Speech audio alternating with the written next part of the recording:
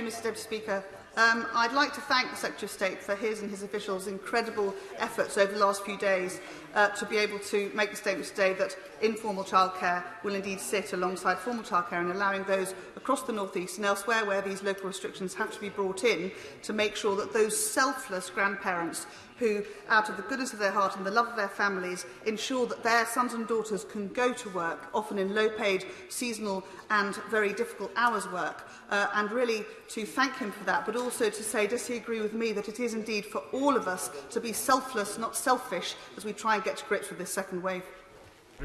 Well, Mr Deputy Speaker, this is a good point on which to end, because my right honourable friend has worked incredibly hard over the last 4 or 5 days to try to ensure that we can find a way to protect the people who use informal childcare without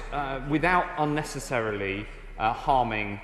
others by widening the exemption beyond what is needed.